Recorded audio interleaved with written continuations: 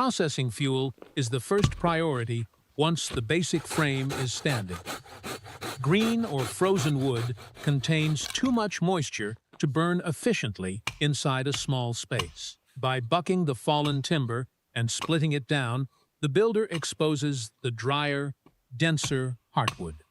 The folding saw makes quick work of the smaller limbs. For the main rounds, the axe exploits the natural grain. Splitting wood in freezing temperatures is actually an advantage. The frozen moisture inside the log makes the fibers brittle, allowing them to crack cleanly under the axe. He builds a steady stockpile. In these temperatures, heat is the only metric that matters.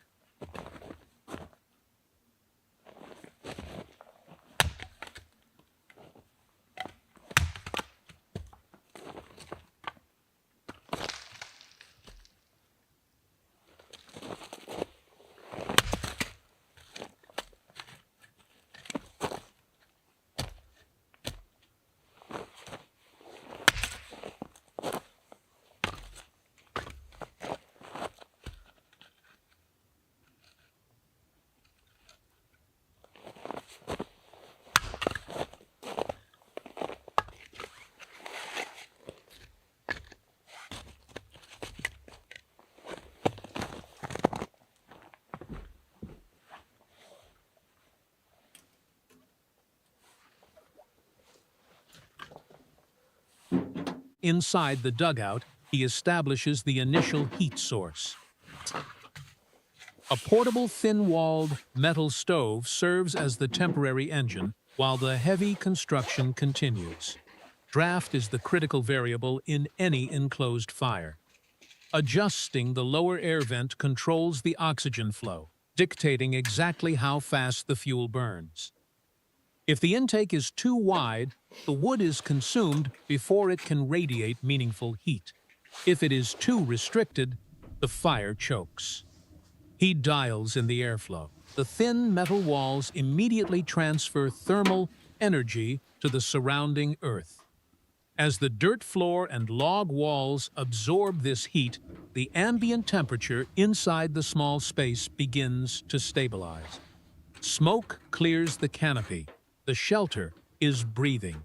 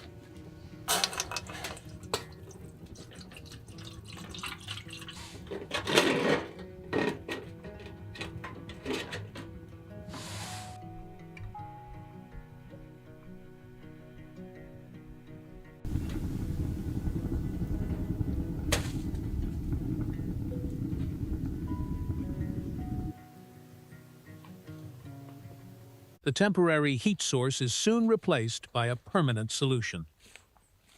Carrying a heavy, thick-walled box stove deep into the timber requires serious physical exertion, but the payoff is thermal mass.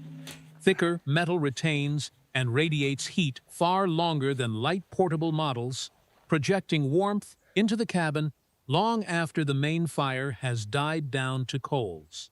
He positions the new unit at the heart of the dugout. It will serve as the permanent anchor for the structure.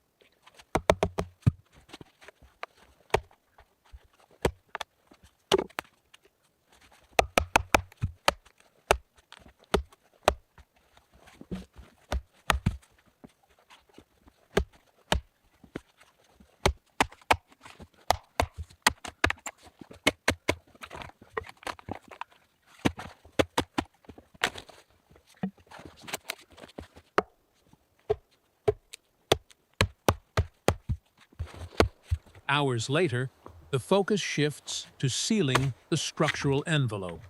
Using a small hatchet, he cleans the interior face of the split logs. Removing these splinters and raw, high spots allows the timbers to sit perfectly flush against one another. Any gap in a subterranean wall becomes a permanent vector for moisture and freezing air. Tight tolerances now reduce the need for excessive chinking later. He stands a heavy vertical log against the entrance, testing the alignment. Plumb lines and tight fits are critical here. Every timber must lock solidly into the earth.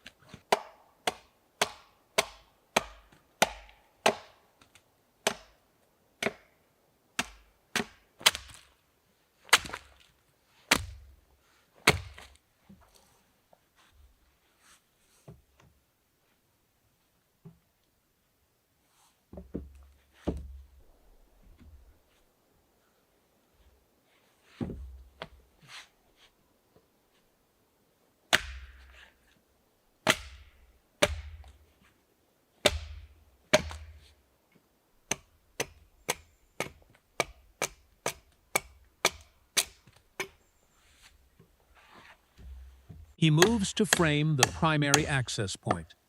A vertical wooden plank is installed to cap the exposed ends of the horizontal logs, establishing a rigid door jamb. This upright beam anchors the horizontal stacking and provides a true vertical reference for the doorway. Earth-sheltered structures must resist constant inward pressure from the surrounding soil. This reinforced entrance collar acts as a small retaining wall, holding back the sandy earth while maintaining a clear passage. He uses a hand saw to trim the protruding log ends, leaving a flush, clean face. The perimeter barrier is complete.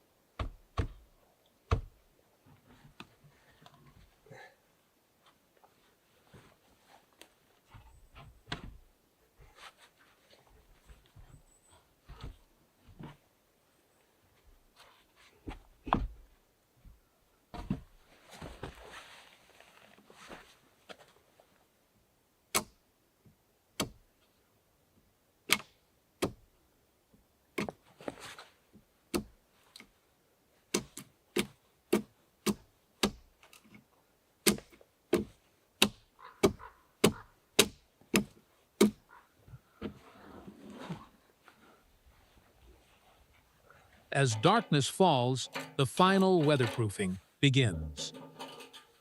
Layering pine needles and forest debris over the tarp roof naturally camouflages the structure. But more importantly, it adds a thick layer of dead air space. This organic insulation will trap the radiant heat rising from below. The most vulnerable point of any sealed roof is the chimney penetration. He wraps the metal exhaust pipe in a dense insulating blanket, locking it in place with steel wire.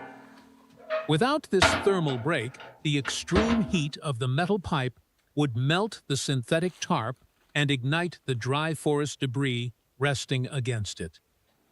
It is a mandatory safety measure. The shelter is finally enclosed.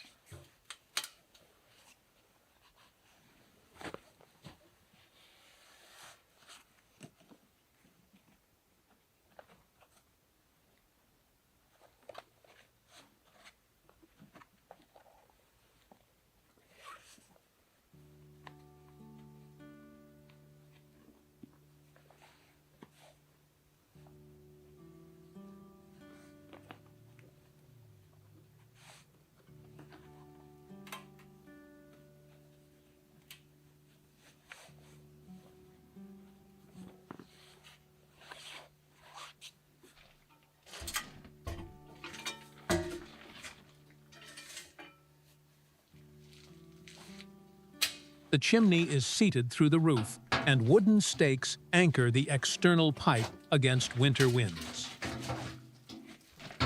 Inside, the permanent stove is brought to life. This larger firebox has the capacity to hold heavy logs, burning through the night without constant feeding. The digital thermometer proves the physics at work. The thick iron walls push aggressive heat outward, while the earth banks and insulated roof trap it inside the living space. A well-built dugout leverages the ground's natural thermal mass, requiring a fraction of the fuel an exposed cabin would demand to stay warm. He heats a simple meal over the iron top. What began as a shallow depression in the freezing snow is now a fully functioning refuge. The barrier between exposure and comfort is simply a matter of applied physics and sustained, deliberate labor.